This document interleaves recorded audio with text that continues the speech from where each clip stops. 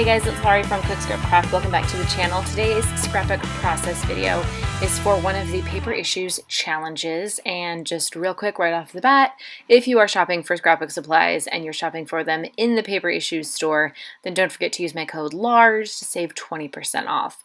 So the challenge that I'm doing today is the Let's Get Strip-Faced challenge.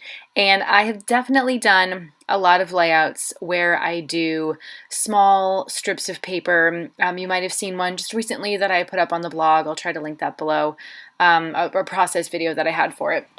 I like to use this leftover strips from the border strips of patterned paper, and using strips is also a really great way to use up stuff from your stash. That's not how I chose to do this layout, however, and I'd actually had a different idea of what I wanted to do going into this. However, the photos that I had were all very big, and they are all photos that fit the same type of theme. So back in October, it always seemed like every time I was sitting on the couch, my kid was sitting on my lap. And so I took a couple photos of those and printed them out, and I thought they would be perfect to use for the photo play. I think it's the Stay Home collection. I think that's what it's called. They had also like the COVID-19 collection, and I think there's a new one called like the New Normal or something, but I'm pretty sure this one's like Let's Stay Home, something like that. Anyway, it's in the paper issue store, which is where I got it from. So I wanted to use those papers because I felt like these, even though these photos weren't taken during the whole coronavirus thing, they were kind of like, you know, they just reminded me, well, they were taken at home. We were home or on the couch. We were comfy cozy. And so I thought these papers could translate well to that, which is just an example of how using something that might be more themey can be used in different ways outside of its intended theme. So there was actually a pattern paper that had strips on one side of it. So I decided to cut some of those strips apart and use them to create, you'll see in a second, a top and bottom. To kind of like outline the top and bottom of my layout. And then I liked the little rainbow strip because it was pretty thin, and I liked that going in between my photos just to kind of separate them. I cut my photos down just a smidge. It was really hard to cut them down smaller than that because these were essentially selfies of me and my daughter. So I couldn't cut him down too much, or you'd be cutting off like my head or part of her head. So that was kind of challenging, working with all three of these photos on one page and trying to make everything fit, which is, I think I was starting to talk about that before, but I lost my train of thought. But that was one of the reasons why I didn't go with the original concept that I had for this layout. So yeah, I just kind of changed gears based on what I could do with the photos. And unfortunately, I had a really hard time photographing this layout. I think the photos, because they were so dark, they were taken on our couch. I'm not even sure if we had a light on aside from like the dining room table light. I don't think we had the living room light on. So unfortunately, the darkness of the photos made it hard to just photograph the whole thing in general. So anyway, not a big deal. I'm doing some package technique with some Shimmer's Glorious Day, which doesn't end up turning out as bright as I had hoped. It's a yellowy color, kind of goldy. I really, really like it, but in terms of putting it on this white cardstock, the color just didn't really seem to show up very well. So I will actually end up doing some splatters a little bit later on in this layout. Yeah, so here I have let it dry. And you can tell the paper is a little bit wonky. I was not using my Vicki Boutin Foundations papers because I hadn't gotten them yet. But I know that when I do use my Vicki Boutin Foundations papers, which you can get at the paper issue store, that the paper will not get all wonky and warped. Which is another reason why it was difficult for me to photograph this, because I could not get the paper to go straight after I'd done the mixed media on it. And I tried putting it in between like heavy book pages. It just didn't work.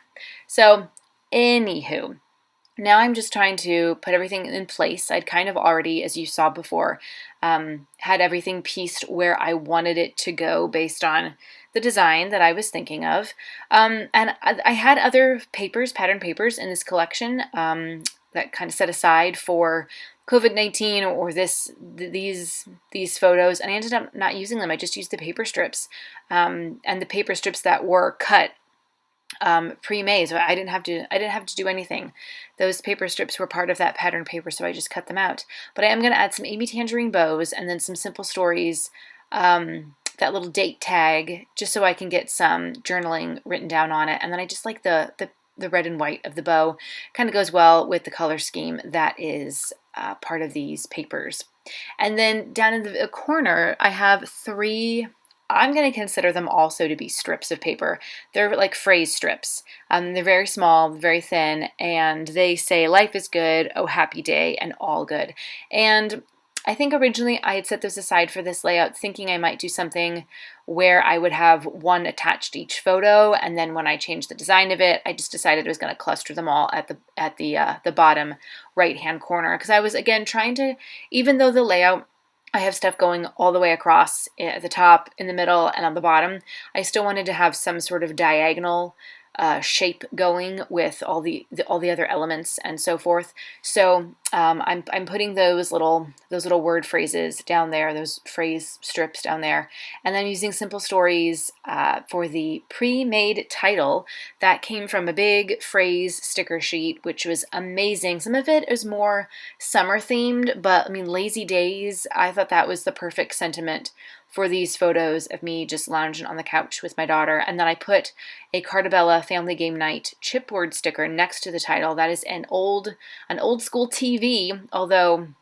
to me that's like the TV we had in the 80s, so makes me feel old. But yeah, I put that there because we were watching TV and I felt that that was appropriate. I didn't get the rest of the Cartabella Family Game Night. I think the whole collection's Family Game Night. I didn't get the rest of the pattern papers there because I thought they were a little too specific. And my family, since we have a 4-year-old, we don't really play a lot of games. But I did like the chipboard stickers, and I felt that some of those could be used in other ways as well. So here I'm just going to add a few more little sticker embellishments just to kind of have some dimension there, and I will add some more strips from, I believe, the branding strips. Just because you can never have too many strips, which sounds kind of weird. But those are simple stories from that same phrase alpha collection. So they're like foam hearts, and I just added a couple of those there. There was a heart already printed on the cloud strip at the bottom, so I just kind of layered another heart on top of it. And here I'm going to use the border strips from that photo play paper just to add 2 extra strips, for something extra. So that's the layout. Make sure that you follow the link below to the Paper Issues Friends and Fans Facebook group so you can play along with this challenge and all the other August challenges that are going on. My link to my blog is below as well, where I'll be sharing even more of my takes on the August Paper Issues challenges. And once again, don't forget, when you go to the Paper Issues store, which will also be linked below, use my code LARS to save 20% on your entire purchase. I hope this layout was inspiring for you today. If you like this video, give it a thumbs up. Watch out, here comes the splattering. Always cover your photos, guys. Always, always, always. Like the biggest tip number 1 in scrapbooking mixed media, always cover those photos. So here, that adds a little bit of extra something. So anyway, I'm going to wrap it up, and if you like this video, give it a thumbs up, make sure you click subscribe so you never miss out on other scrapbook process videos, because there's a lot more coming your way. And I will see you guys next time. Happy scrapping.